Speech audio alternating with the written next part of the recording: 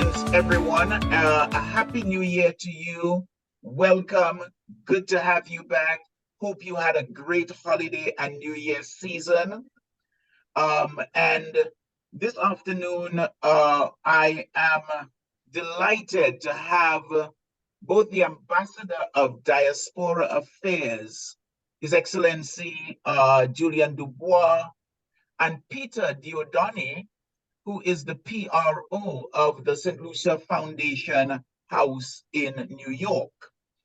So very, very much involved with diaspora matters and also matters back home, these two gentlemen are. Over the course of these webinars, we have looked at a number of things matters related directly to Saint Lucia, and by and large, we have looked at it from the perspective of Saint Lucia, especially with the presenters. But it has been clear from these webinars the keen interest of folks in the diaspora, as well as folks who are at home in Saint Lucia. And I say keen interest based on the email responses that I have been getting, and also based on the attendance at these webinars, as well as the outreach that I have been getting from folks who see this program on television, and also folks who are reaching out from abroad and saying that someone shared it.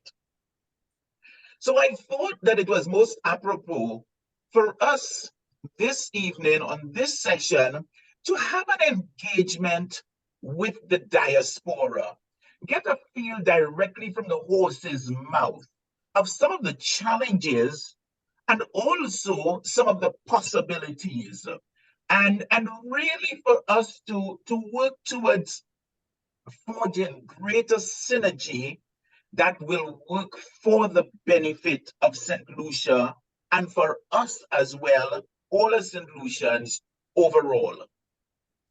I think that today, with the technology being what it is so much easier for us to have contact, communication, exchanges with each other.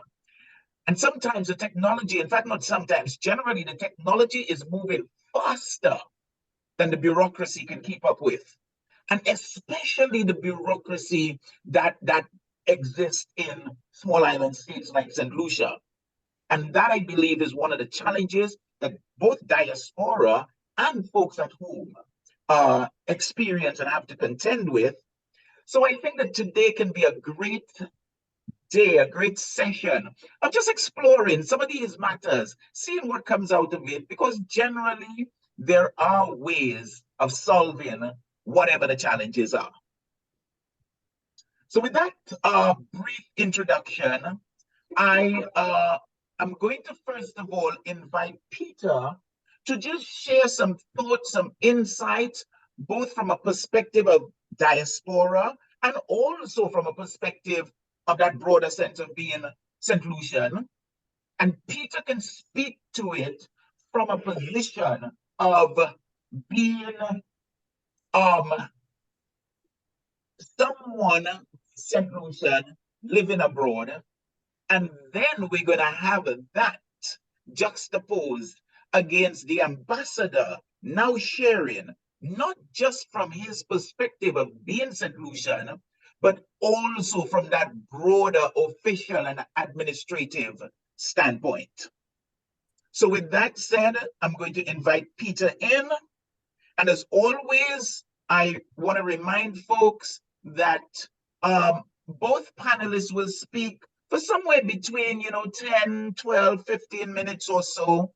And then I invite you as well to have your thoughts in mind.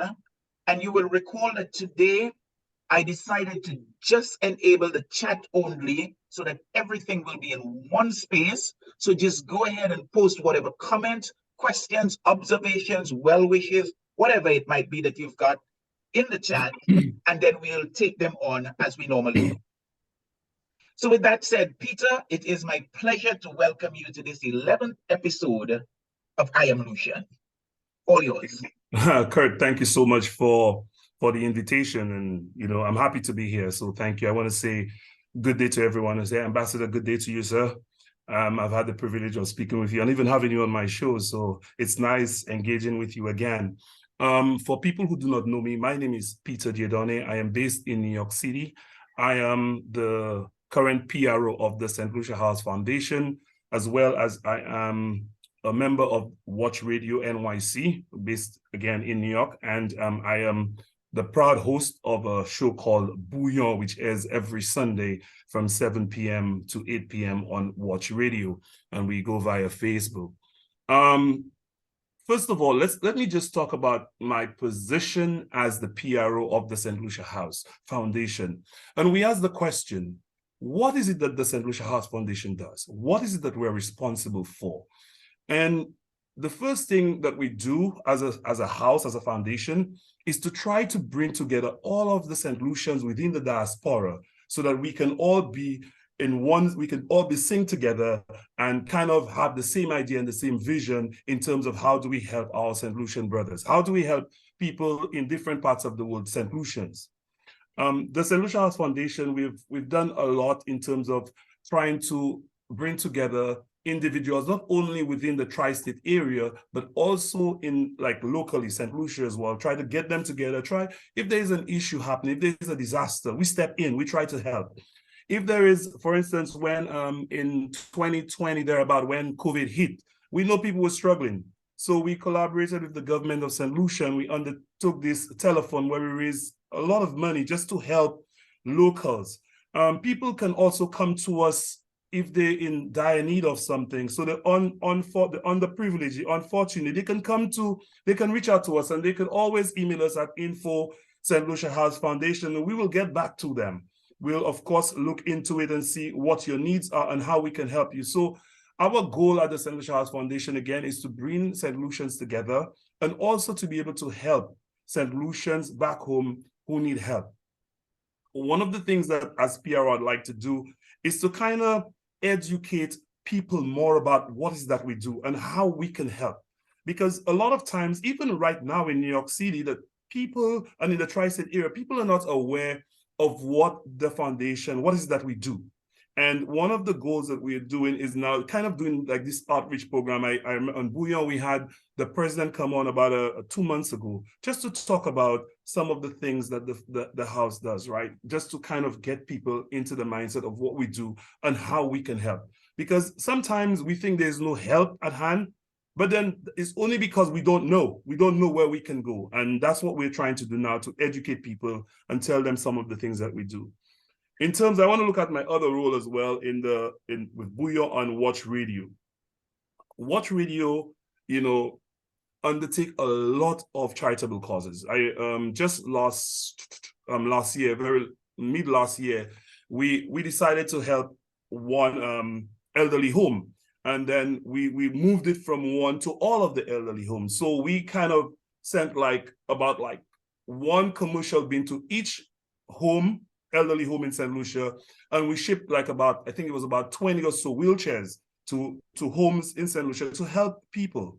And that's what we're about. We're about helping individuals at home who's in need. We have a family of close people within Watch Radio who listen to our programming and who partake in the stuff that we do. So our goal is to kind of help people out there. Dale, we had a conversation, and of course the ambassador, and we were talking about some of the challenges that we have.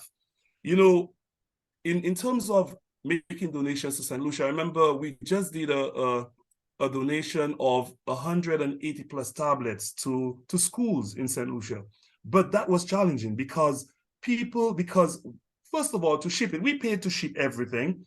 But that's Watch Radio. We paid to ship everything, but then when it came to clearing it and the distribution, there was a miscommunication. So it took about almost 2 months for these tablets to get to the students.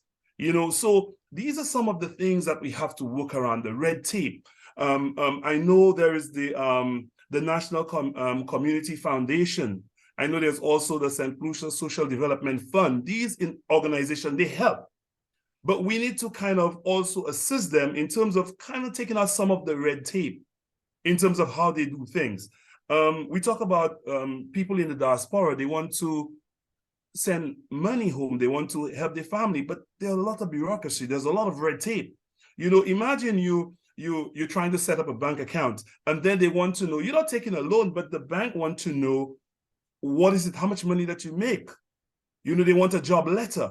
And sometimes this is just so much red tape that it kind of discourages the individuals who want to do things. You know, imagine you want to set up a charity home where you want to help, but then you have to go through so much red tape. Sometimes I know if you're dedicated and if you're passionate about it, you'll go for it and do it, but it's a lot. I know a lot of individuals who are doing and trying to help, but then it takes so much out of them just to set up, to be able to help these people. We have the Helen Foundation. I may get the name a bit twisted, but they're helping individuals. What they do, they provide food and hamper, but there's a lot of red tape. So tonight, my question to the ambassador is, how do we alleviate some of those red tape that we can more willingly and give more, you know, instead of having to go through so much red tape to do this? So, you know, again, you know, that's kind of where we at in terms of like a Lucian, a Saint Lucian living overseas. We want to be able to help, but then there's too much red tape. So thank you so much, Dale, again. Kut, sorry. Okay, so Peter, thanks for sharing those insights. And just for me, quite interesting what you've shared. And it begs the question, it makes me wonder, how much of that are we aware of, both at home and abroad? So it speaks to the idea of greater awareness, greater publicity. And I think that this program will be helping in terms of that, because folks who may not have known will now have the opportunity to be aware. And then, like you say, also speaking to what can we do to have even greater impact. So again, thanks for those thoughts. And with that said, Ambassador, let me invite you to share thoughts, insights from what will be a different and very welcome perspective. All yours, Ambassador. Yeah, thanks so very much, Kirk. First off, let me thank you for taking on this initiative. I think it is a blessing, and I'm hoping it could only grow. Yes, you spoke about this is the first itinerary, so to speak, but I'm hoping it's something that continues. Your reach out to the diaspora, you know. I also want to thank Peter, who I've had the honor of sitting in on this program in the past, and I'm very thankful for that. I also want to thank our many distinguished participants here on this program. Thanks so very much. Nationals, Saint Lucians everywhere generally look forward to contributing to the development of the country. Sometimes there's a sense that there are obstacles put in the way. Sadly, my office, we're endeavoring to help clear some of these hurdles, these unnecessary hurdles, I may add. But I will speak to this a little more deeply as we go on. But I want to take the opportunity quickly to thank all our nationals who assisted in searching for this young lady who was lost earlier, Miss Denise Primus. I'm very thankful that she was found alive and well generally. I know it must have been a harrowing and traumatic experience for her. And let's hope, you know, she and her family could, you know, get back to their peaceful being and existence. And again, thanks to all of the Saint Lucians in the New York area, particularly who assisted. And actually, it was one of our nationals who ultimately found her. Okay. But to delve into the subject at hand right now, the question is the essence of what makes us Lucian, and how identifying this can make us become the very best that we can be. Okay.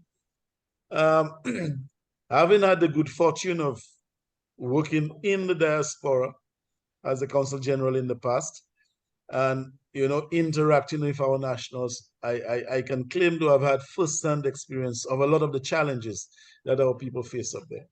And being a community person at home all of my life, so I kind of have the perspective on both sides. And to my mind, the essence of what makes us Lucian is that Kudme spirit in us, the spirit of community, the spirit of looking out for each other. And even the very visitors that we now, our economy survives on, the tourism industry. Oftentimes the interviews and the surveys that are conducted, they tell you what they find amazing about St. Lucia is the hospitality of our people, the caring, the concern, and so on. So to my mind, in a big way, this is what makes us, this is what is us. And, you know, yes, we have to survive as a country. We have to deal with the issues of poverty. We have to deal with the issues of health and so on. So we must generate revenue in some ways, okay? And so we find ourselves having to grapple with all of the standards, the criteria placed on us, the whole issue of the ability to open bank accounts and do business. You know, this is something that is dear to our hearts and of very concerning to us. And at the heart of it is the policy by primarily the US authorities of de-risking correspondent banks for any little infraction. Okay, the banks do business, and you know the regulators, they say, boy, you have to know your customers. At the heart of it is know your customers, and as we speak, we know we don't even know we don't know our very children. We raise our children for years, and they turn out to be what they want to be. And for a bank to know its customer so well that, you know, the customer should never engage in any infraction.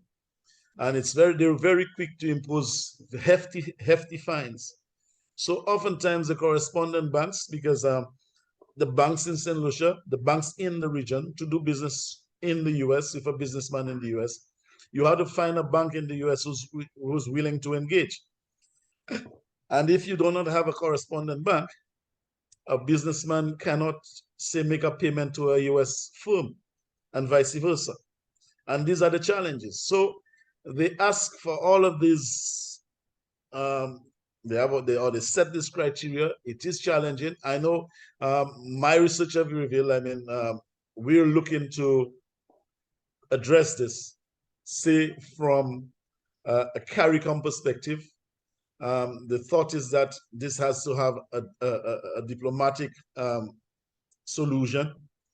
I have my concerns with regards to the speed at which it is being done, because at the same time, we have people losing their lives, people suffering simply because, you know, a relative is not able to send a remittance to a family member for undertaking medical services and that sort of thing.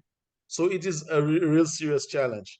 And I have been engaged in there are quite a few St. Lucians involved in the campaigns and in the offices of senators and House representatives in the US. And my office, we've been trying to engage some of our people to see how much of lobbying support they could provide, you know, with regards to bringing this thing to the fore and making it a priority for the US authorities, because it is really crippling business development in the region. And at the heart of it, they speak to, it's about curbing money laundering, curbing, you know, the financing of human trafficking and that sort of thing, curbing the financing of terrorist activities. Okay, yes, we are a vulnerable area in that regard, but rather than put these kinds of stringent conditions on us, I think it would be more prudent, and it would be in the better interest of both parties, both the US authorities and us, to look to other ways of so doing, okay? But with regards, going back to the whole issue of what makes us Lucian, the Office of Diaspora Affairs, we appreciate the efforts, and we appreciate what really makes us us, okay? And we feel that nationals everywhere really want to make a contribution to the development of our country. And we are thankful for that, notwithstanding all of the challenges that they may have faced in the past. So we're endeavoring to make things simpler, make things better. So as we speak, we want to deepen the connection with our nationals. So our administration, the Philip JP administration, has pledged to offer citizenship to second-generation nationals. Okay, so the grandchildren of Saint Lucians who were born outside of Saint Lucia would qualify for citizenship, and that the Attorney General's office, they're in the process of amending the Constitution to so recognize. Also, the Prime Minister is pledged to develop what he calls the Diaspora Act, and also to develop a diaspora investment program. It's like we have the CIP, the Citizenship Investment Program. It's a program for citizenship that's going to be targeting nationals who wish to engage. And we also have been pushing to broaden our distribution list, so more of our nationals are aware of the happenings at home, the offerings at home, in the hope that they may engage and participate in our development in a more meaningful and a deeper sense. You know, we want for them to feel that they have just as much opportunity as our nationals at home. Okay, so these are two key areas that we're pushing. Okay, and we're hoping that our nationals would jump on board like they've done. Yes, we appreciate the whole idea of disaster and emergency response support, the whole idea of Christmas barrels and so on. But our real development, and we've in the past been speaking about FDI, foreign direct investment. But we have that foreign direct investment, you know, resident among our nationals overseas. Why can't we get them to participate and offer them the same and even better than what we've been offering some of these other so-called investors and so on? As we speak, we're working assiduously to establish what we call an Academy of Science, Technology, and Art, with the collaboration of the South Louis Community College and hopefully other agencies. One of our diaspora nationals, Dr. Cato Lawrenson, is very, very supportive of the initiative. It is our hope, you know, we at the Diaspora Office have been developing a list of our nationals who we could celebrate their achievements. And we have quite a few individuals. And, you know, as we reach out, we getting to know more and more and understanding the contribution that Saint Lucians have been making to the development of the world generally. Very advanced, very dealing with cutting edge technology, way up there. And all outside of the knowledge of maybe our decision makers here. So it's our hope, that's my office, that our hope we could create that kind of awareness and we could more deeply engage these individuals and make things a little easier for them to participate and basically know what's happening at home. So in a nutshell, this is what I would present here, but I'm open to questions on the whole idea of donations and the ease of making donations to us. Yes, we are working with the SSDF, the Saint Lucia Social Development Fund. You know, we deal with budget cycles. My office, we've submitted what we call a new initiative, hopeful that we're going to get support for funding that will be used, because the challenge is people may make donations, and at the heart of it, the customs department would tell you, boy, we're not sure this is going to be going to what it's supposed to be. So we encourage people, you want to make a donation, if you make a donation to Peter Jones, customs may interpret it as being, yes, it may be a donation, but it may be a relative doing something for somebody, and it's just a means of trying to not meet the fees that you're supposed to pay and so on. So we encourage people to facilitate or make their donations to charitable organizations, or even an indication of vulnerable groups. So you may say that you have a set of supplies for the women of Soufrière, vulnerable women of Soufrière, and it may be addressed to an organization in Soufrière. Okay, with that kind of support and indicating, or it may be that you're making a donation to the Ministry of Social Transformation for whatever purpose, for the ex-school and so on. Okay, however, sometimes, I mean, the donations are made, you pay the freight, it gets to the wharf, and then customs would say, but still we have some charges. It may stay there for a few weeks, and SLASPA would say, you have to pay rent. And these little charges sometimes are even outside the capability of the organization that you send it to. So it is my hope that my office, provided that we get that support for this new initiative, that we would be able to provide that support. Notwithstanding, we are working very closely with the SSDF, and they've been able to provide us significant support. We've been working with other organizations and agencies, charitable organizations within the country, to provide that kind of support. And with the customs, SLASPA and so on, trying to get the mindset changed to understand that, particularly in this time of this environment, economic environment that we currently operate in, people are really suffering, and people really have challenges. And to do things in a way that, you know, donations to schools, donations to vulnerable people is accommodated in the best way possible. We're not asking them to break the law. We're just asking them to facilitate, you know, these situations as best as is possible. But this is where we're at. Thanks much. Okay, Ambassador, thank you so much for those insights and awareness as well. Of course, they've raised a couple of thoughts and questions just on my part. But before touching on any of that, I would like to just pick up some of the comments and questions that are coming in. So we have one here, and this is to you, Peter. Peter, does the Saint Lucia House Foundation have chapters in various US states or other countries? So question for you, Peter. Right. So the Saint Lucia House Foundation is New York based, and we are really kind of looking at the tri-state areas. So Connecticut, New Jersey. That's really the area that we cover.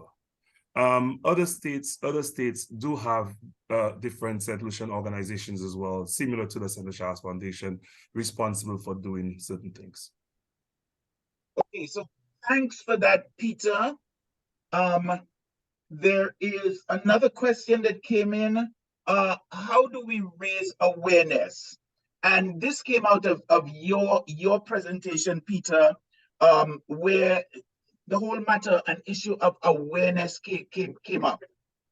Speaking to, excuse me, to things that are happening that by and large, folks at home may not be aware of. And because of that lack of awareness, lack of publicity, as much as is possible, doesn't happen. So that's where that question of awareness relates to. So coming back to it, how do we raise the awareness? That's the question. I think one of the things we need to do is kind of bridge the gap with the, especially with the media in Saint Lucia and the US. I think we kind of need to work together to kind of, you know, tell people what is going on. And, you know, use mediums such as the different radio stations, we need to engage these individuals, the different business houses. We need to do that, like engage them more, you know, even places here likes of Watch Radio and different radio channels and stations. We need to kind of get that engagement going. For instance, shows like yours, we need to have more of these, because that's how people get to know things. Because if we don't have those kind of engagement like we're having now, people don't know. So, I commend you for having this show, because that's what it's about. When I decided to do my show called Bouillon, that was the idea. The idea was to entertain, educate, edify Saint Lucians so that they know more about what's going on, not just in New York, not just in Saint Lucia, but around the world. So that's more of what we need to be doing. Okay, thanks, Peter. Ambassador, thoughts from you? One in terms of engagement, and also two, Ambassador, I am thinking, just as Peter was speaking to the different areas abroad, okay, fine. So there's a chapter in the tri-state area. I believe that there's one in Georgia as well. Texas may have, Florida probably has as well. So I am just wondering if you can speak to some of that and maybe the interconnectivity between them and also that greater awareness. Yes, certainly. Well, my understanding, I'm in the creation of the Saint Lucia House Foundation. It was basically supposed to serve as an umbrella organization for Saint Lucian organizations in the New York area. But I think they've expanded their mandate. So I think they even organizations as far as Connecticut and possibly Boston may be part of the membership. I see Mr. Wilkie, who's the president on the forum, and I'm not sure if he would be able to make a contribution in that regard for clarity. But also we have organizations practically in every major city around the world. And it is kind of loose, so to speak. So you may have some of the organizations are much stronger than others. Some are very weak. Some are just, it's just a grouping of 2 or 3 people, but they're doing very fundamental work. And so I'm saying the size does not necessarily matter. Okay, is that they're doing work that is fundamental to the development of themselves and our country, and they're helping out in meaningful ways.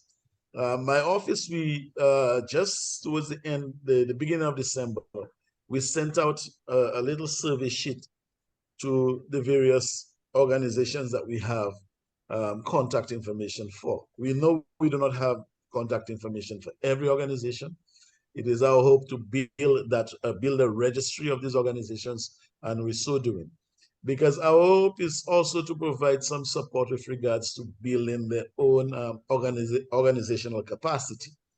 Okay, some would need it, but those who need it, we're hoping that we could use the strength of those who are strong to help build those that are a little weaker. Okay, and COVID has showed us that the virtual platform is a platform that we could use effectively. And it's the hope of my office that we could do that kind of engagement, and also to encourage one to hold the hand of the other. So for example, our organization in say Texas, if it's weak, can the organization in Miami provide some support? The neighboring organizations, or even the one in New York, can provide some support to an organization in one of the Californian cities and that sort of thing. Okay, so it is that kind of collaboration we're hoping to build, but we're just in the more or less formative stage, so to speak. We want to get a sense of what's on the ground and then for us to move on. Okay, great. Thanks for that. And again, I think as well that in terms of awareness, and you did speak about, I believe it might be with Matthias Wilkie. Yes, because he has posted again. I think we do quite a bit to get the information out there. My question regarding raising the awareness should have been, how else can we engage folks to raise the awareness? And Peter, you spoke to that in part in referencing a program such as this. But of course, yes, it is about how do we raise awareness? How do we have more persons being informed, and as a consequence, getting greater benefits?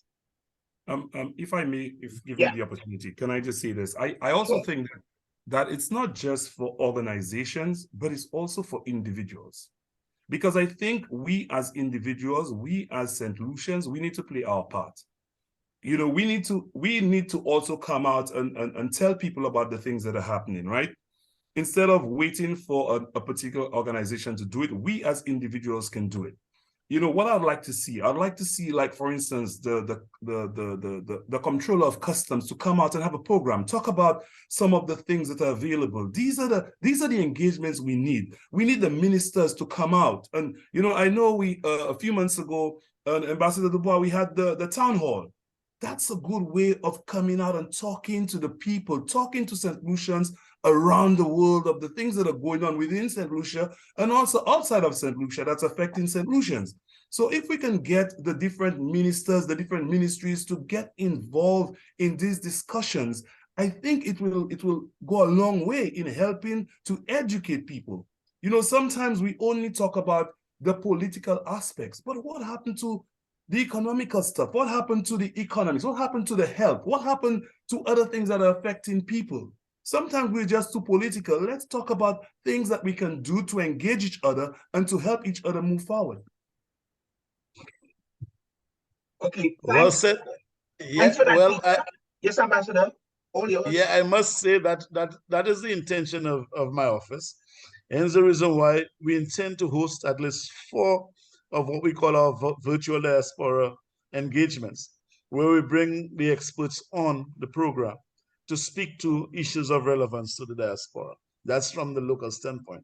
But we also intend to bring folks of similar forum, but using experts from the diaspora who could advise and speak to issues of importance and relevance to us at home. So it's not about the information sharing being in one direction, so to speak, because we appreciate that there are quite a few experts, like I indicated earlier, nationals who are cutting edge, who operate in in areas of excellence. You know, we speak to, I mean, we have doctors from Saint Lucia who work in Silicon Valley, you know, who making very pertinent contributions to the development of technology. Can they speak to us at home as to, you know, what are the thoughts, what are the opinions, how they think we should be going in certain directions? So yes, my office, we're doing that to some extent. We're hoping to build on it, but we're open to ideas as to how we could be even more effective. Okay, I just saw a question in the chat about the role of the heads of missions and so on. Certainly, we rely heavily on the missions because they are hands and feet on the ground to some extent in some of these countries. But we also have quite a few countries, what I call non-mission countries, countries where we have no missions or no consulates in general. And we have quite a few nationals there as well. And it's how do we harness? So we're reaching out. Soon we're going to be pushing a campaign where we're going to encourage nationals at home to either share with us the contacts of their relatives who are based overseas, or for them to share our contact information with their relatives based overseas so they could endeavor to get in touch with us. So we could build that network, we could build that engagement and ensure that these people are more involved with our development process. So, just to add on to something that reiterate what my president said, Mr. Wilkie, we are, as a New York chapter, we are willing to work, and we have worked with other organizations within the US and so on to help and to strengthen them. And we are available to help them if they come to us for help in terms of helping them put a structure together. We are available to do that. And if they need help in, let's assume they want to undertake something, a project that they think is just a really big undertaking, and they need help with another house like the Saint Lucia House, they can come to us and we can collaborate with them to make this venture possible. Okay, so thanks for that, both Peter and Ambassador. And I'm just going to read out this other bit that, okay, I'm now understanding this is the president of the Saint Lucia House. So greetings, sir. Good to have you on with us this evening. And I'm just going to read out what you've posted here. Again, for the benefit of those who will see this on television, on NTN, and on any other forum where the chat wouldn't be available. So the comment that you've posted is, Ambassador, in response to your question, we are in the New York, New Jersey, Connecticut primarily. We have worked with Boston and are willing to continue on that path. In addition, we are available to assist any organization in any state during their building stage. And this is really, really valuable and important information. And I thank you, kind sir, for sharing this. Because you know that saying that in the abundance of water, the fool is thirsty. And Ambassador, one of the things you spoke to earlier on in your presentation is the whole idea of kudme. But we can take the kudme now into this modern era and think of it from a virtual sense as well.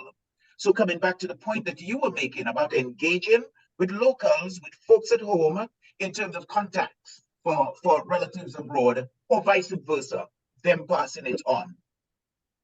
And I'm really, really happy to see this forum being a conduit for getting information like this out. Because one of the concerns that I have had is also often I hear folks complaining about problems.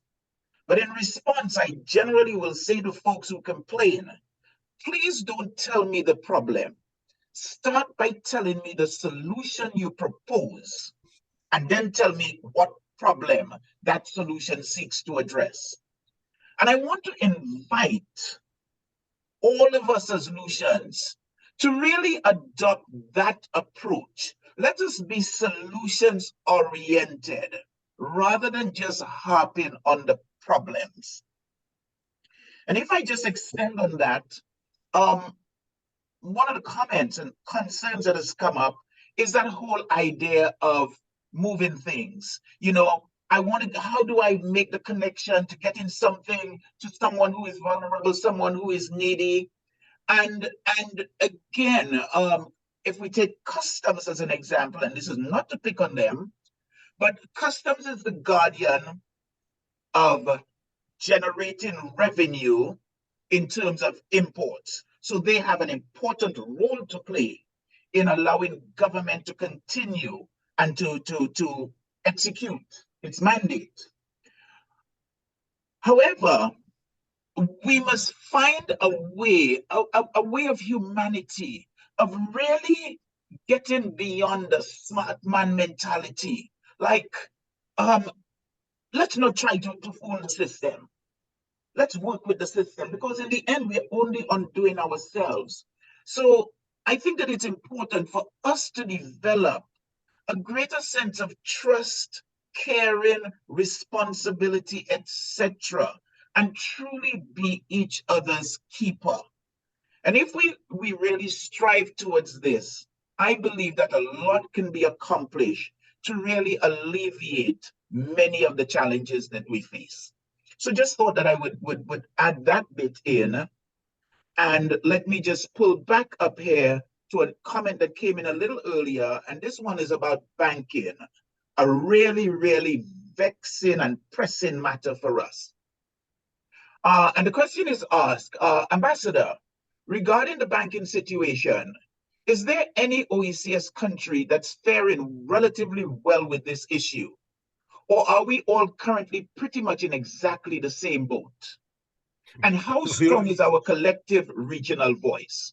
So, Ambassador, that question is directed to you. Yeah. We are all in the same boat, so much so towards the middle of November. The regional lead on it, because this is a CARICOM agenda item. So the regional lead was the Prime Minister of Barbados, Mia Mottley, and she actually had a meeting with Maxine Waters, you know, one of the House representatives. She heads that committee that deals with this, and she had a very touching and moving presentation. Sadly, I do not have it with me, but it's something I could share. You know, her presentation, speaking to the issues in a real meaningful way. And the hope is that they could move it, they could ease that burden, because the fear is, you know, for the simple infraction, then banks get fined by the US authorities to the tune of $2 billion and so on. And even, you know, the UK and so on, all of them seem to be afraid to deal with this thing head on. Our legislation had to be changed because it first came with what they call FATCA, the Foreign Accounts Tax Compliance Act. And they've moved this thing because, as a matter of fact, the US authorities wanted our inland revenue agencies to be reporting to them directly, the State Department directly. And we had to put up a fight, you know, or rather the banks, they wanted individual banks, sorry, to report to them directly. And we had to put up a fight. So what exists now is that the banks report to our Inland Revenue Service, who in turn report to the US authority on a quarterly basis. And this thing is so onerous. Even, you know, I'm part of a fisherman's cooperative, and we're looking to open an account with a commercial bank, and it's near impossible. You know, we've been working on this close to 2 years now, and the requirements, and you know, every time you submit, they tell you, no, you had to do this, you're missing that. And to the point I had to ask the bank manager, well, really, is this your way of telling us that you do not want our business? And she said, no, no, no, but we still have not been able to open an account, and we simply want an account so that we could to run a card machine, so we could be able to sell petrol to, you know, yachts and so on. And these are some of the challenges. And if the likes of cooperatives, and I dare say the successful development of many of our communities is hinged on that same Kudme spirit, the cooperative spirit, the success of the credit unions in these communities, that when other financial institutions were not there to provide the support so that you could buy a fridge or a stove, that you could, you know, more easily prepare a meal for your children to go to school early, that you could provide the books and the uniforms, you know, for your children. Is that sense of cooperation that enabled us to move from where we were in the 60s to where we are right now.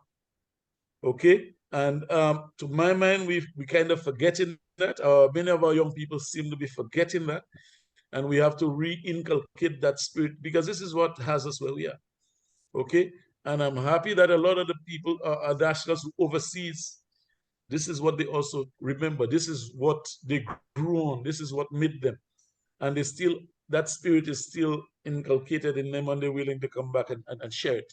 Yeah, but yes, certainly it's not just us, it's the region. Hence the reason why it is CARICOM that's trying to spearhead the discussions on it, but it's not an easy discussion. It's not an easy issue or matter to deal with. There's no easy fix there. But you know, just adding to this, it's really something else, because you don't have all that red tape when you open an account in the US. You know, but they insist. They're the ones insisting that we have to have that kind of red tape.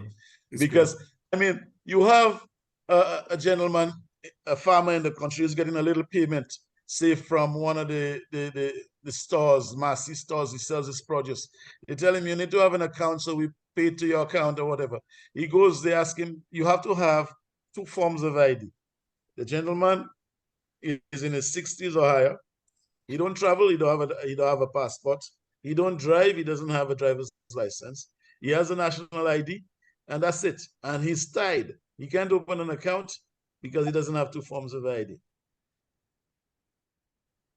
And unlike the US, where the US would accept, I have a medical card with my name on it with no photo, they'll accept it as a form of ID.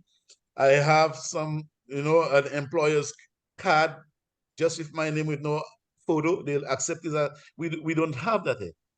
You know, our forms of ID is driver's license, passport, and the national ID.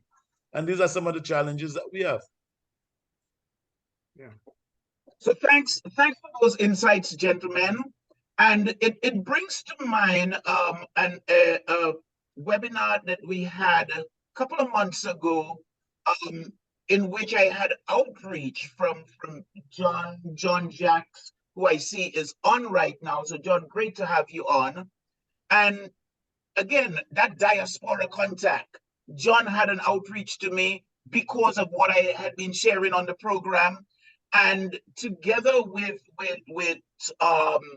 Zephyrin Francis from the Credit Union League, who has been involved with that organization, you know, was speaking to solutions and workarounds.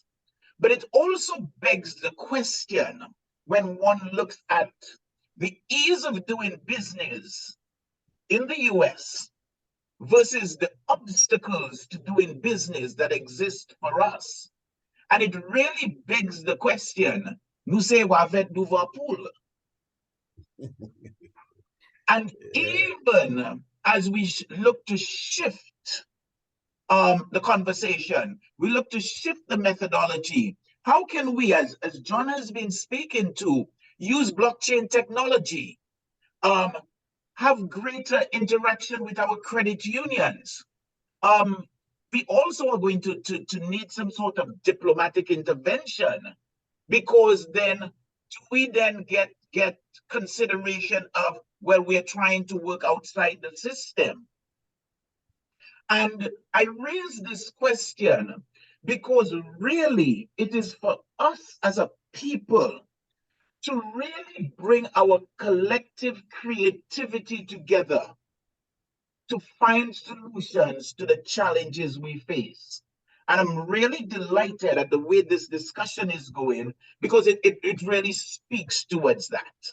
So I just thought that I would throw that in. And I am noticing, oh my God, we're almost at the top of the hour. Where does the time go? So I'm just going to pick up a couple more thoughts and comments that are coming in.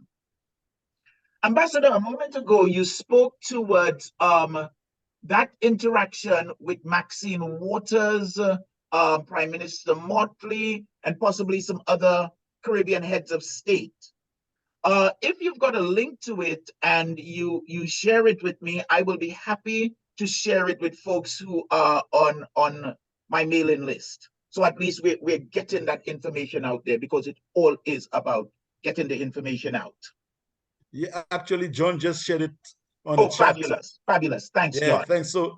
Thanks so very much, John. And I must say, John have engaged me quite deeply and for a while, and promoting the whole concept of using, possibly using the blockchain technology. Okay, and I have engaged him and actually put him in contact with some of the folks I think are in a position to push this initiative forward. Okay, but certainly just must have been a few days ago you reached out again. So hopefully we could re-engage and look to see if we could, take it to a different, or use a different strategy for presenting it, so to speak, because you can't just give up when people don't respond. Yes. Okay, so this is very sad. And John and I have engaged on it as well, and we have had some governmental interaction, engagement as well. There's promise, but it's also important that we must move at the speed of life, because very often here in Saint Lucia, things chip along at an alarmingly slow pace, while the rest of the world is moving ahead at the speed of life. And the consequence of that is that we just get being left further and further behind. So this is something that we as a people, and especially for those of us at home, must really be cognizant of and really consider, how do we take things to the next level? How do we work to play catch up? Peter, someone has requested if you could post a link for Watch Radio. So thanks so much for that. There's another comment that's coming in. I also believe that significant work is required to bring together groups both nationally and regionally. This is one of the initiatives being focused on and developed by the African Diaspora Engagement Initiatives. So perhaps we can begin to study some of the successes they are achieving and perhaps replicate this within our own program. Peter or Ambassador, any of you want to touch on this? I could speak to, we have, I think there are about 4 different African diaspora organizations that have reached out.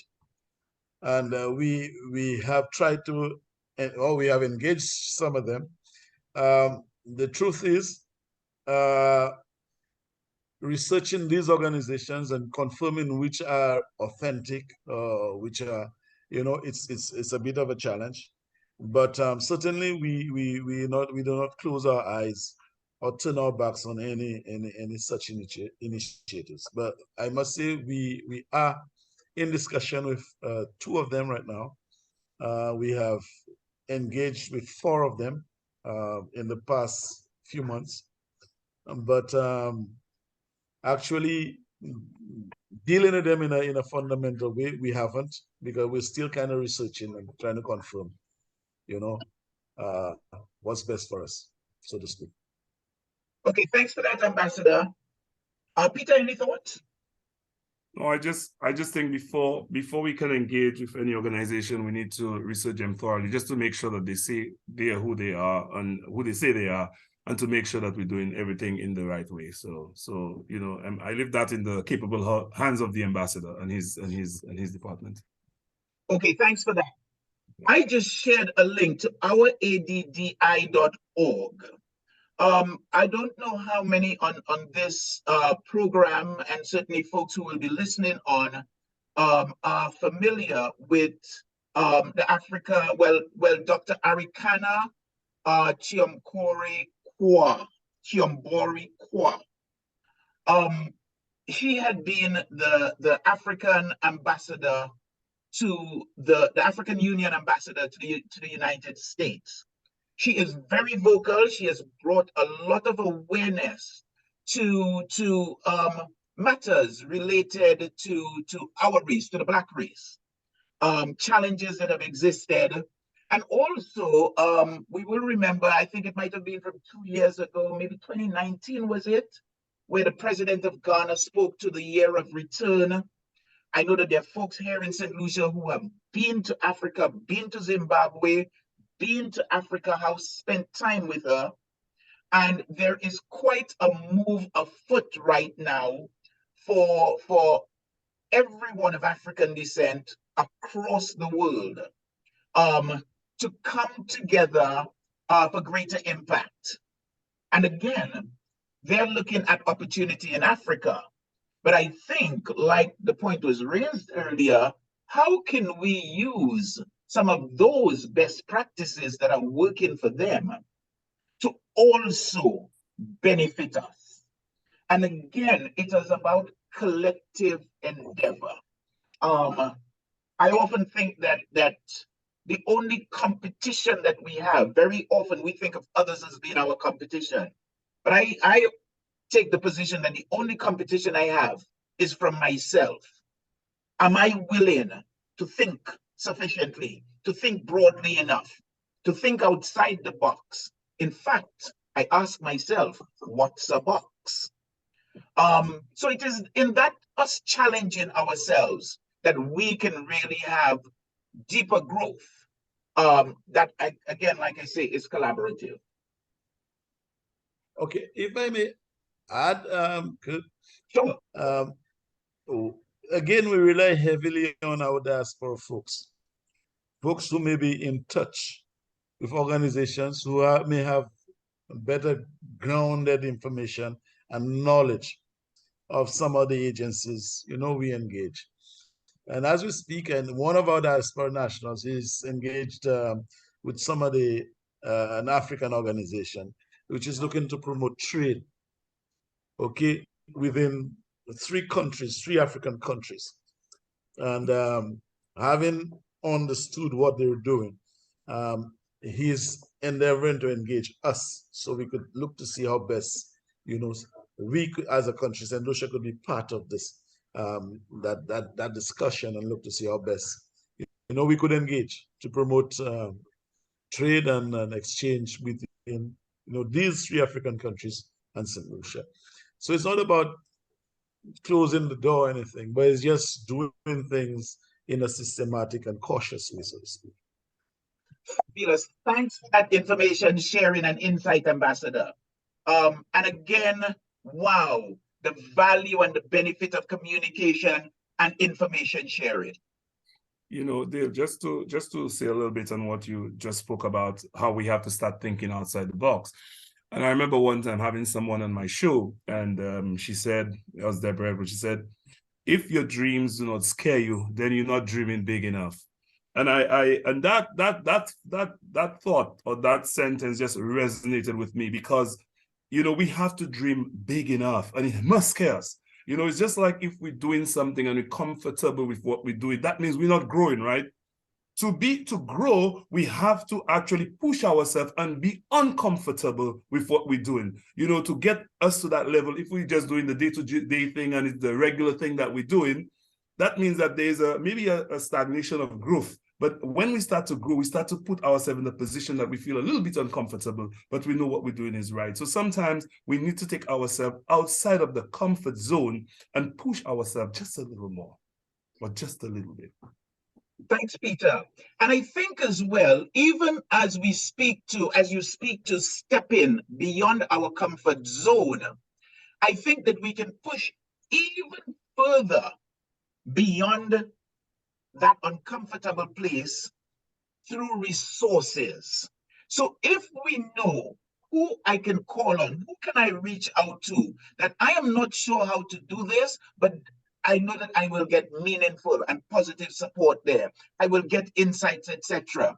That really will allow us to leapfrog our efforts. So again, coming back to the point that Ambassador raised early on, the spirit of kudme, each one helping the other, us coming together for our collective good. And the result becomes that the totality of the effort then becomes far greater than the individual efforts. So just something for us to bear in mind. You know, it makes me think about being receptive to other people's ideas and other people's foresight, because sometimes we're very quick to shut other people down if they don't share the same idea as ourselves or the same ideology, right? And I think, you know, just adding up to what you just said and what Ambassador said, sometimes we have to be open to accepting other people's views, because then it could shed more light to us on other things. And we should never be afraid of collaborating, or never be afraid of being in a group where we are not the main people, because all of us can learn from each other. So I think that's an important fact, important point. Absolutely, Peter. Now I'm going to jump in and pick up a couple more comments because they're coming in fast and furious. We have the various high commissions and councils scattered around, who I am assuming are an integral part of the overall diaspora engagement. Shouldn't they be playing a part into this dissemination of this information and raising of awareness? So that's a question there. Ambassador, maybe thoughts on that?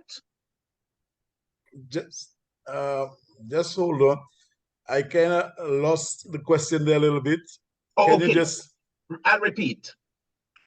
We have the various high commissions and councils scattered around, who I am assuming are an integral part of the overall diaspora engagement.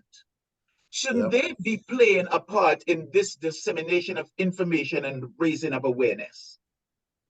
Certainly. And the truth be told, it is done more effectively in some jurisdictions compared to others. So, for example, I know, again, I'm very familiar with the New York jurisdiction, having worked there. And I know the Consul General there, the Honorable Jeremiah Hyacinth, is very much involved, and with the workings of not just the Saint Lucia House Foundation, but nationals generally in that jurisdiction. Okay, and we're pretty much engaged. So for example, throughout the weekend there, with regards to this, there was a search organized for this missing young lady for today, and it had to be called off because she was found yesterday. And so we would engage, pretty often. There are others that we engage as well, but some more than others. And some people may ask, but we need to appreciate the responsibility. So, for example, in the New York area, the ambassador, Honorable Minister Rambali, her mandate is to the United Nations. So whereas on occasion she would engage with nationals, but it's really not a primary function. It is the Consulate General that is accredited to the State Department of the U.S. in New York. And that's the key point. So if there's a challenge with some national, they won't be going, the U.S. authorities will not be going to Ambassador Minister Rambali. They will be going to the Consul General, Jeremiah Hyacinth. Okay. Overall, our ambassador in Washington is really the ambassador for the entire Saint Lucia's ambassador to the United States. Okay. So they could possibly go to her. Again, she would have officers assigned to deal with the diaspora. Okay. But she's very much involved. I mean, the issues. Some people generally would not understand and appreciate the responsibility that these people have to deal with deportations, nationals in problems, nationals arrested, and you may have to leave your bed at 2 o'clock to go to a precinct or something, to deal with an issue because the national is in problem. Also to deal, I mean, the general consulate activities, they need a passport, they need a birth certificate to try and facilitate, or they may just be in problems otherwise. Okay, so these people, they do these things. So generally, our various heads of missions, they are engaged in that. Okay, they may assign officers because within the office, you have officers. They may assign officers. Some, that responsibility or that mandate may not be as big or taken on with as much passion and energy as others, but certainly they do play that role. And from my office, when we engage, they respond appropriately. We have not had that challenge at all. Okay, so yes, it's been done, and we could always improve things, but it is being done right now as we speak. Yeah, thanks. Okay, thanks for that, Ambassador. And just going on, again, comments are coming in fast and furious. So here's another one. The issue of investment and the need to collaborate with actors in the field versus the developed world and their respective interests. How can we address the challenges and difficulties which the other actors impose on small island states seeking to explore such linkages, noting their preconceptions of transparency, corruption, terrorism, and lack of accountability? Again, nous sommes avec devant poule. Sorry, that was just me adding that. Yes. Yeah, it is a big challenge for us. Yeah. Okay. And oftentimes, when people present themselves to us as investors, you do the due diligence and you realize some of them are on the fringes, some of them, have questions.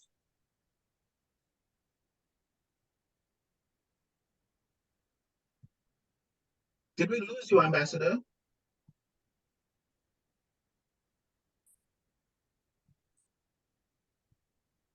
Oh, are you the one playing this good?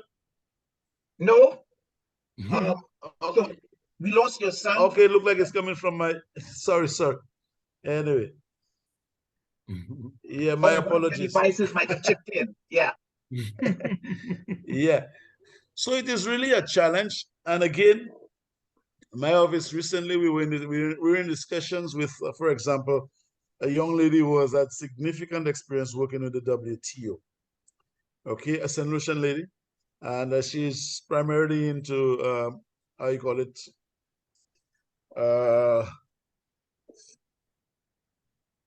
There's a term that they use, intellectual property rights. That's her forte. And so we're looking to develop a program where we encourage our nationals, to utilize, because, for example, when you look at the US economy, the US economy is primarily driven on intellectual property rights. We hear of all these IT firms and so on, and Dell and Apple and so on. But where they really make their money is royalties you know, can St. Lucia, can that be encouraged among our nationals? Yeah, we develop stuff. We have certain things we could look to, you know, become a center of excellence for. And so our engagement is to see how best we could, you know, present this.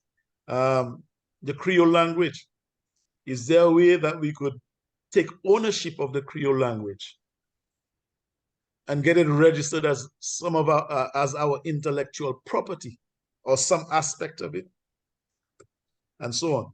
So my office, we're engaging. So hopefully that nationals interested in investing could be encouraged, you know, to pursue that route. Pharmaceuticals, can we, you know, develop? I mean, we have all kinds of cures. Sevi Godin, Professor, can we research and protect that intellectual property? You know, we have quite a few chemists. We have quite a few biomedical researchers, Saint Lucians out there doing stuff for other countries and for themselves as well. Yes, let's see how best we could engage them. Yes, so it is a challenge, because oftentimes these first world countries, they're looking to protect their interests. They tell you they have no friends, they just have interests. They're looking to protect their interests all along. And it is for us to try and carve a niche in that maze. And I'm hoping that we could do so. Our government could provide us the support to our nationals to do just that, to enhance our possibilities for the development of our people. Excellent. Thanks for that, Ambassador. I see a comment coming in here, and I think it is quite timely with it coming in. Still waiting for the GoFundMe for the Diga School. Thanks so much for that, Ronnie. And I in fact, it takes me on to something that I want to share with folks. I met with the teachers from the Diga School. This is Diga in Choiseul. And over the Christmas, at the end of the Christmas term, met and had lunch with them and really shared with them my desire to know what's their plans for the next year. What would they like to have? What would the school like to have? And I'm also having similar engagement with the Babonos School. But my interaction really started out first with Diga. And one of the things that the principal spoke about was a playground. So it was on Friday that I met up with an engineer friend of mine. In fact, he is project manager for the PI bridge development project, redevelopment, rebuild. So we went over, I asked him to come over. We went over to the school, took measurements, looked at some of the challenges there, and really are going to go about putting together an action plan so that we develop something really good for the school.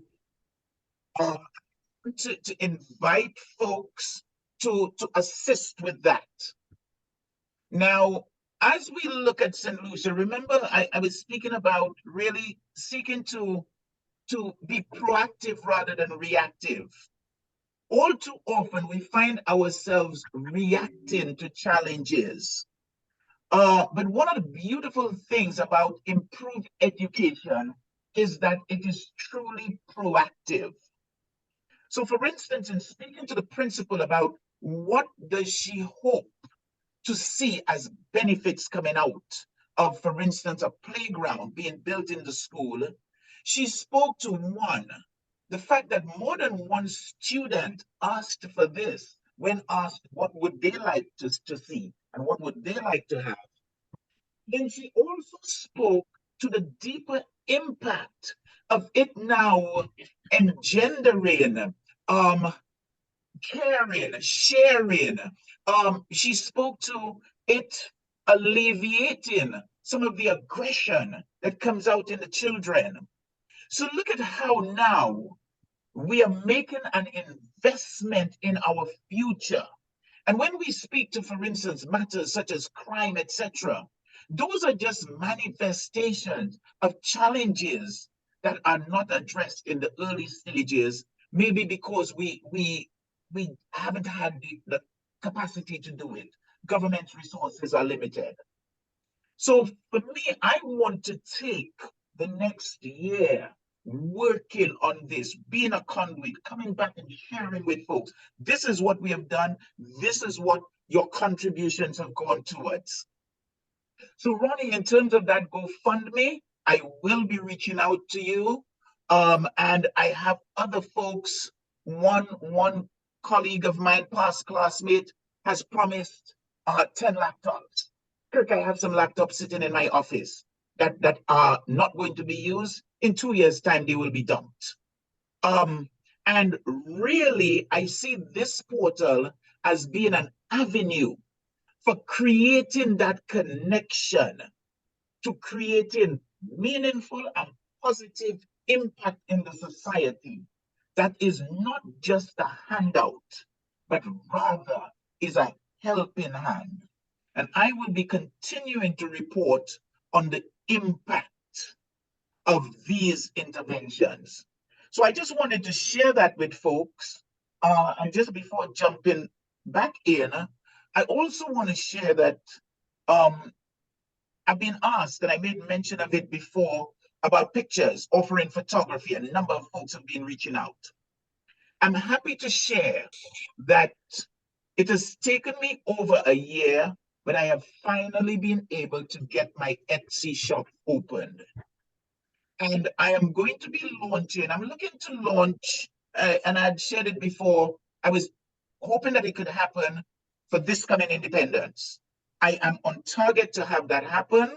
And one of the things that I'm setting up right now is something really, really special for Saint Lucians. I want to open, in fact, to have a pre-offering before I open up, specifically to my Lucians at home and Lucians in the diaspora. And I'm going to be putting in some really, really special discounts there. And in addition, part proceeds of the money that is generated is going to go towards this project at DIGA in terms of the playground, and then looking to see how we build it forward from there. Like I've said, if all of us endeavor to be part of the solution, it is amazing the achievements that we can accomplish. And I thank everyone who has been on and offered support and will continue to bring support.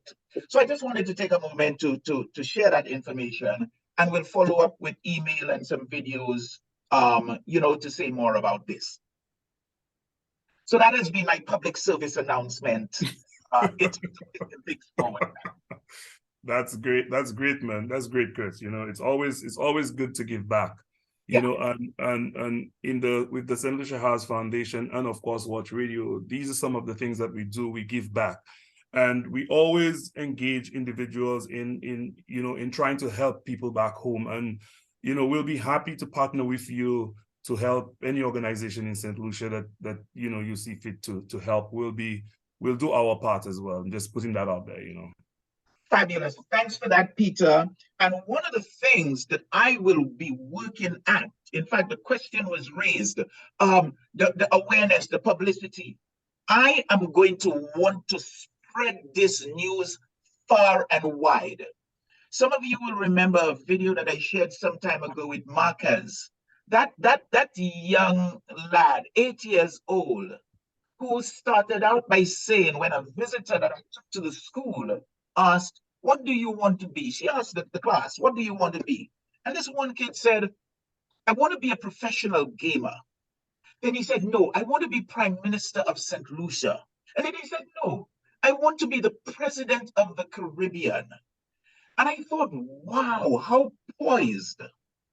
Then about 2 months later, I went down to the school's award ceremony, and that young student was the one who received the most prizes in the school.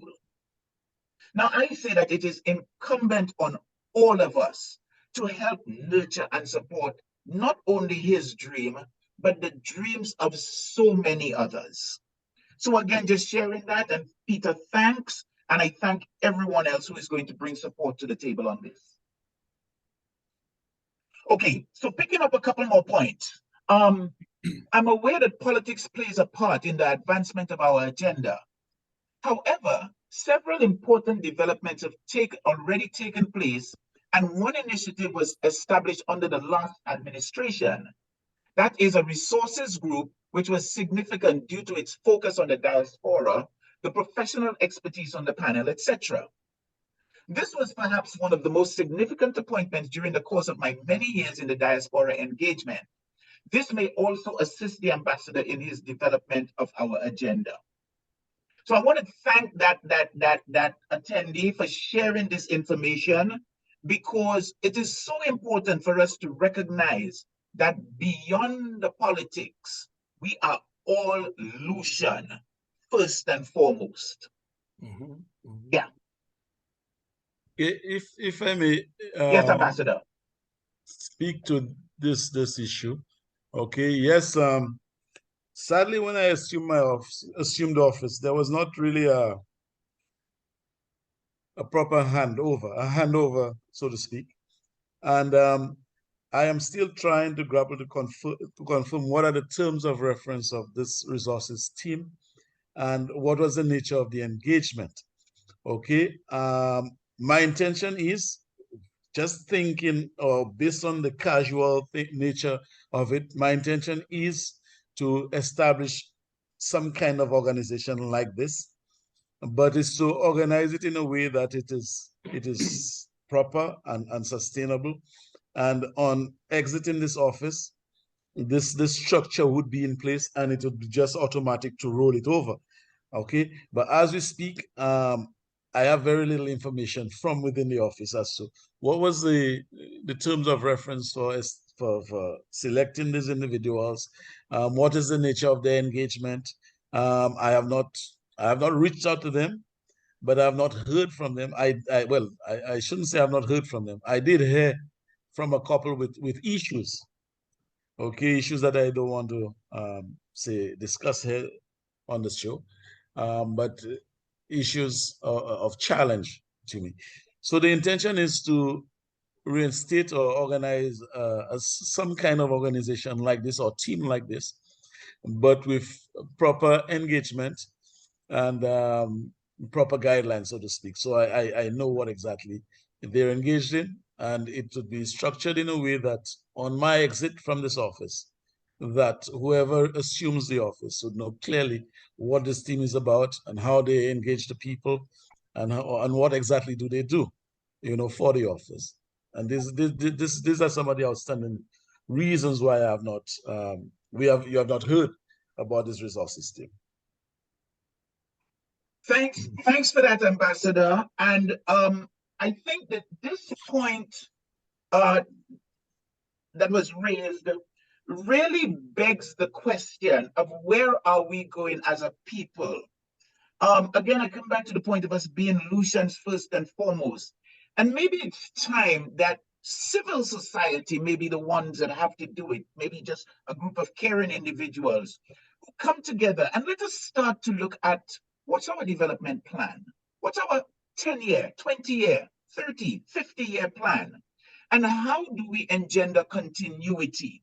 Because at the end of the day, we collectively suffer for the lack of continuity, regardless of which political party comes into office. So I really think that it's time that we, mature, grow up, and really start taking care of our business.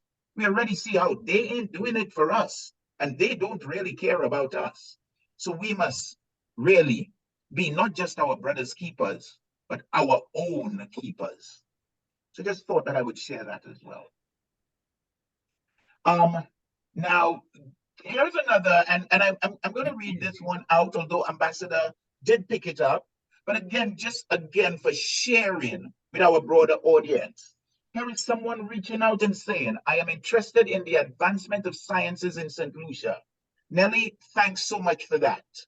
In the near future, I want to make a donation of medium-range microscopes to a particular secondary school in St. Lucia to help expand the way science is taught in St. Lucia. How can that contribution be made without going through all of the red tape? So again, that whole matter of red tape, and I'm happy to note that Ambassador has already reached out with engagement to Nelly in terms of ways that this could be taken forward. So again, just sharing with the broader public some of the stuff that is coming out of our engagement. Does anyone have the info for the California Association? Ambassador, thanks for sharing your contact information and also the social media contacts that you just posted. President of the Saint Lucia House, once again, thanks for this contribution. I'm not sure if there's an active organization in California. Prior to COVID, someone reached out to me regarding assisting with starting an organization out there. However, the contact hasn't really happened. Hopefully the interest is still there and someone will reach out again. So again, anyone from out in California, I know that we have Ronnie on this call who is from California, so maybe a contact can happen there.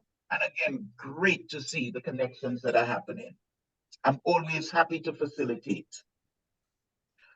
Greetings and salutations. Thanks, Yolanda. Thank you to your esteemed panelists, Kirk, accepting the thanks on their behalf and they're accepting as well. I'm all for communication and collaboration, but believe follow-up is needed. Absolutely, Yolanda. And I think that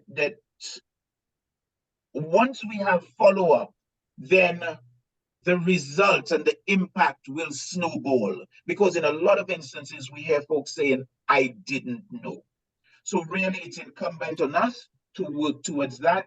And I think that we've already stated some key ways of making that happen. The expertise already exists in our respective communities. How we collate this and disseminate the information is key. And I am sure that there are technocrats among us who have the ability, I mean, within government, that is, to make that happen. I think as well, even as we speak to some of the matters of bureaucracy, that it would be good to see a climate of change within some of the government agencies, because sometimes one can feel challenged that you go into an office and you're a disturbance, you're a nuisance, rather than folks really wanting, in fact, folks who are working there really seeking to be of help. And again, maybe if we just embrace the could mentality and approach, we can have greater gains. So again, just running through some more of this, by individuals and group being advocated, looking forward, okay, great, Ronnie. Ronnie is looking forward to collaborating to get that playground underway. Exciting, I will be joining you to help in this undertaking. I am so excited to share what is happening with these young people. And there's quite a lot that I have in store. I've said to them, I want to take them out to the lighthouse. Let us start seeing technology in a new way. And let us start really helping those children to bring their dreams to life. Okay, thanks, Trudy. Looking forward to the announcement, and we'll certainly share. Thanks as always. Trudy has been a long-standing supporter. Coming in again from Bertram, I think there is a clear need to clarify the various roles of the respective officials in our missions and councils and how diaspora engagement fit into the grand scheme of things. Perhaps even going as far as appointing deputy ambassadors in respective regions who can report to the ambassador. However, this should not be a political appointment, but an appointment by the Saint Lucian national or regional constituencies. So great thought coming through there. Let me just take a pause. Ambassador, Peter, any thoughts on this? What, Kirk, if I may add, I mean, the roles of ambassadors, I mean, these are not new. I mean, these are governed by, you know, by how you call it, agreement.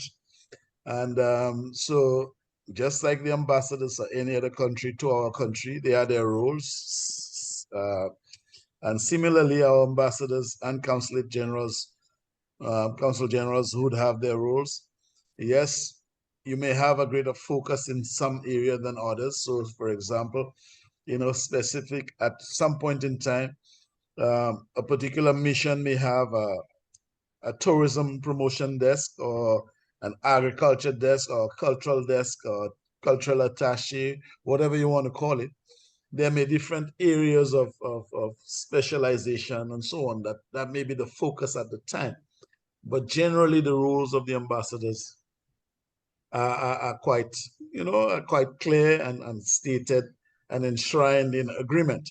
I appreciate the suggestion that there may be time for a national who's or the selection of somebody to represent the nationals in the specific jurisdiction. Okay, that in itself will create its own challenges. Okay, because for example, say we look at the Toronto mission. Okay, would you want to let the entire Toronto community, nationals in the Toronto community, make that selection, or should it be broadened to the other cities and other community or nationals in Canada generally, when the consulate is really focused on Toronto? But all of these things could be sorted out. I'm thinking that as we look to enact diaspora management affairs, it may be one of the things that could be considered, one of the considerations that could be captured. Okay, would really like to hear from our diaspora, and we're going to be reaching out to our nationals out there as to some of the considerations they would like to see captured in a diaspora management legislation. So I'm very thankful for the comment and suggestion, and I will take it on board and share it with my colleagues. Yeah, thanks. Okay, thanks for that. I really love this idea of a long-term development plan for St. Lucia, irrespective of political parties or government. Absolutely long overdue, and I often say that we must be both the architects and the builders and of the change that we wish to see.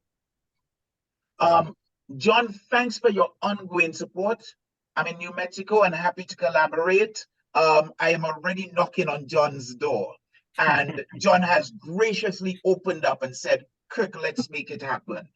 And I also get the sense that other folks are feeling exactly the same way.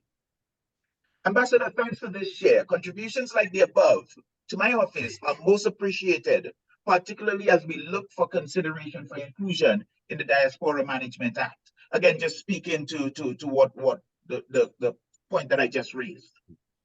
And I think that it's interesting just taking this on where this idea being presented and Ambassador, your response, because also often there's so much political charge, people are all fired up, and sometimes we're losing sight of the bigger issue at hand. How do we all do better? And certainly the consideration that has been coming out this afternoon has been about us doing better. So I thank both Ambassador and those who have contributed comment towards this. As to a California organization, not to my knowledge, I'm in Southern California. I believe there's some kind of organization in Northern California, the Bay Area specifically, but really don't think there is an overall umbrella organization for California. It begs the question then, might one be in order? And again, just food for thought. Okay, continuing on, and folks, you realize that we've gone past our 90 minutes, but I just thought that we'd push it on to the 2 hours because again, this has just been such an engaging interaction and session this afternoon that it would be a shame to lose all of the essence of it. So I'm going to continue on. Thank you to everyone. I will be saying farewell at this point. My final word is a shout out to Cherise Paul, Miss St. Lucia Universe 2022, regarding her participation in last night's Miss Universe pageant in New Orleans. Kudos, you go girl. And really, really happy to bring this announcement out to everyone. It really is about us bigging up ourselves. We must always be our biggest cheerleaders. So kudos and hats off to Cherise. We may need a national conversation of how the intended safeguards of the bureaucracy is applicable in today's technological space. The aim there, in part, is to be more efficient with service delivery and facilitate, almost deliberately, our local business development. An absolute important point as we look towards our development. The truth is, it's our responsibility. Thank you, Monica. Happy to collaborate as well. And thanks for that email contact. I will certainly be reaching out. It's always so wonderful to see classmates, you know, and have this sort of engagement. And it's amazing what we will accomplish together. John has shared his contact information, and I will share that round later on. Kirk, will there be an independence theme webinar? Is this the last one? There is one more. Thanks for that, Trudy. There is one more webinar slated, and I was looking to have it to sort of a wrap up, a synopsis. Sylvester has already graciously agreed to be on for that one. So it will be Sylvester and myself. And what I want to do different on this next webinar is I want to open it up so that I can allow everyone to make vocal comments. But I think I'm also going to want to invite folks to keep it succinct. You know, let's sort of stick it to maybe a minute or two so that we can have overall engagement. And speaking of Sylvester, Sylvester is having a book launch on the 31st of this month, a couple of Tuesdays from now. And it's really about a lot of his work related to tourism, sustainable tourism, developmental tourism. And some of you will recall that Sylvester has been instrumental in working with me and helping me with that project that I embarked on at Fongelib. In fact, it is that project that has led to this I Am Lucian series. And there is some amazing, amazing potential for us in terms of tourism and what we get out of tourism, because as I see it as a practitioner, we have only just begun to scratch the surface of the potential of tourism. But we as a nation must create a narrative that speaks to our development. And that is exactly what I have done with this idea that I call caring entrepreneurship. Really, and that's what you're seeing, for instance, with the schools. How do I bring a visitor in and introduce them to authentic Saint Lucia? Take them down to Mama Tilly's to eat a lobster. But that puts food on her table. You know, us going into the school and visitors bringing stuff in, and that engagement, children now seeing visitors as real people, not just something that they hear on the radio or the TV. So that sort of stuff.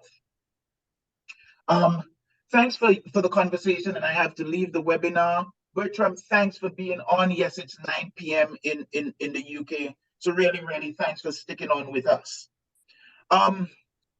Once again, this has been a really, really amazing engagement that we've had. I think that so far, this has been the one that has had the most comments coming in. But again, testimony, I think, to the presence of the panelists, you know, Ambassador, you being on with us, Peter, you being on from the Foundation House in New York. And I also want to salute the Consul General of New York, for New York, the Honorable Jeremiah Hyacinth. I didn't know who he was. And he reached out to me one day. I was at a funeral and said, hey, I need to talk to you. And I'm like, who are you? And then when he shared and that he had been following the program and so on, and the Consul General has been an absolute rock of support. I initially invited him to be on, accompanying Ambassador, and he was just so caught up with other matters, including that heart-wrenching search for Denise. that he was not able to attend. And I reached out to Peter, and again, Peter right away stepped up. And I even understood from the ambassador from afterwards, that from the consul general, that he had then reached out to the president for him to have been on, because he, as consul general, would not have been able to make it. So I'm sharing this again just to show the support that exists. And it exists just for the reaching out, just for the tapping into the diaspora. And I invite all of us at home to really look towards how we can have more meaningful engagement, more meaningful contact that helps to move the needle forward. So those are some thoughts and so on that I have shared.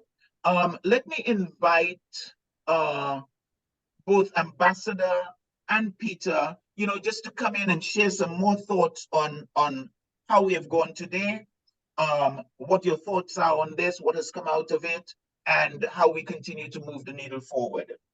So Peter, I'm going to invite you in first, and then I will invite Ambassador in. First of all, Kurt, I would just like to say thank you for inviting me to your show. I think we need to have more of these conversations. I think that's how people get educated, people get to know about what is going on.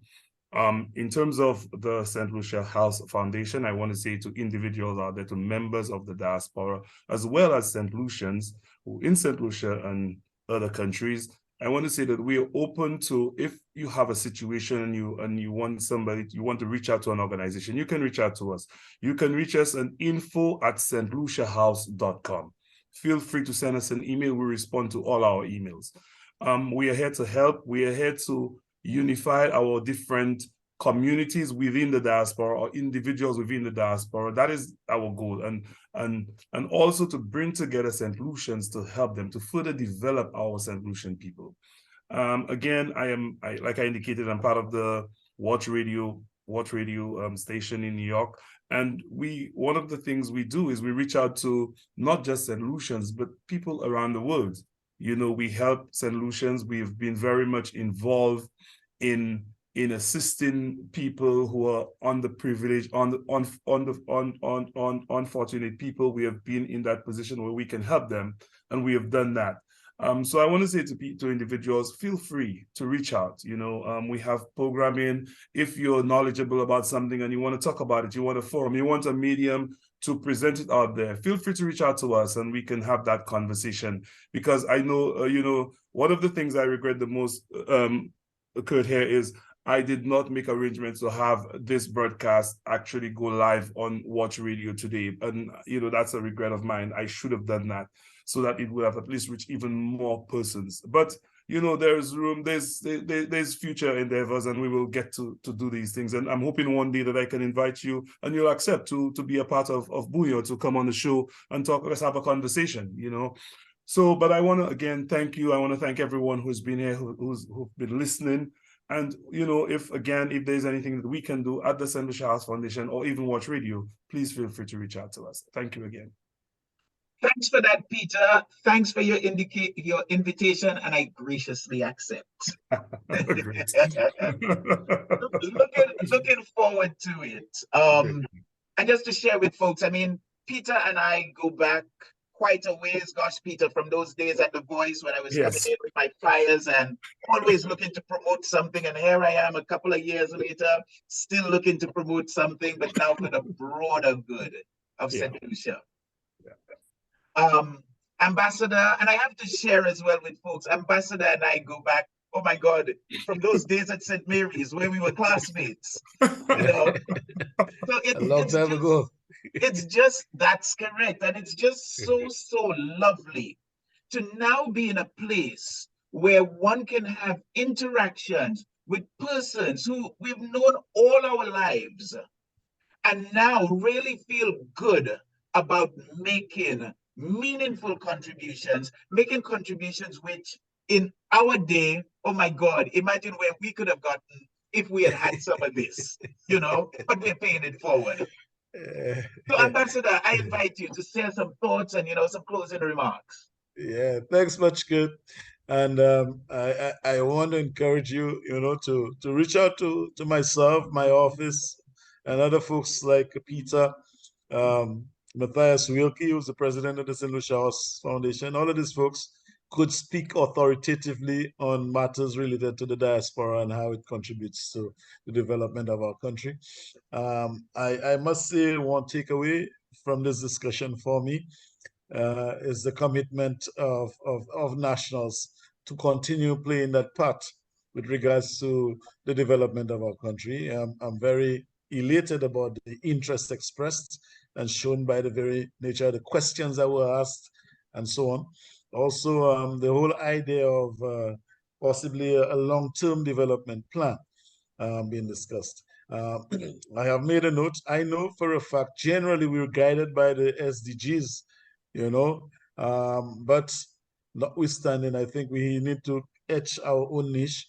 Of course, each like the Ministry of Economic Development would have the strategic plan as well as, all enshrined within and captured within the budget that's presented. As to the duration or the trajectory of its trajectory into the future, I would need to get on board with this and, yes, engage the diaspora with regards to your inputs into such a plan. I will certainly be engaging the Office of the Prime Minister and the Ministry of Finance with regards to finding out where this is at and how the diaspora could more effectively engage in contributing to its either its development or enhancing it as it exists. So again, I want to thank everyone for listening to me, and I look forward to us continuing to work together with regards to the ultimate aim is the development of our country, and particularly looking after those who are most vulnerable among us.